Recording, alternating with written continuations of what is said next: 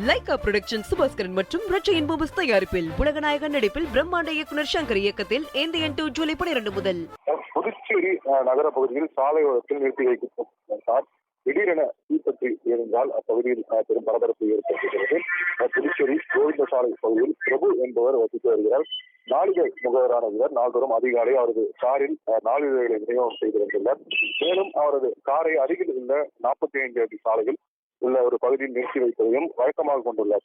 இந்நிலையில் இன்று காலை 5 மணிக்கு தனது பணிகளை முடித்த பின்னர் பிரபு வழக்கமாக தனது காரை நிறுத்தும் இடத்திலேயே நிறுத்தி வைத்து சென்றிருக்கிறார்.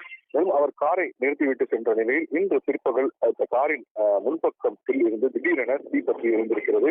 அது காரின் எஞ்சினிலிருந்து இந்த தீப்பற்றி எரிய தொடங்கியது. உடனடியாக அக்கம் பக்கத்தில் இருந்தவர்கள் காரின் மீது தண்ணீரை ஊற்றி அணைக்க முயன்றிருக்கின்றனர். இருப்பினும் அந்த காரின் அந்த தீயானது அணையாமல் தொடர்ந்து மலமளவென கொழுந்துவிட்டு எரிய தொடங்கி இருக்கிறது.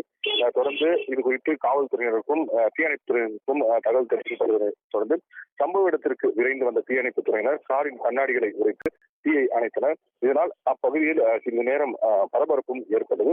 தொடர்ந்து இந்த விவகாரம் குறித்து புதுச்சேரி காவல்துறையினர் விசாரணையும் மேற்கொண்டு வருகின்றனர். இதனால் இந்த கார் தீவிட்டு எரிந்தது, யாரேனும் இந்த காரை தீயிட்டு கொளுத்தியுள்ளனர் என்ற கோணத்தில் தொடர்ந்து விசாரணையும் நடைபெற்று வருகிறது. இந்த கார் தீப்பற்றி எரிந்த சம்பவம் அப்பகுதியில் பரபரப்பை ஏற்படுத்தியிருக்கிறது.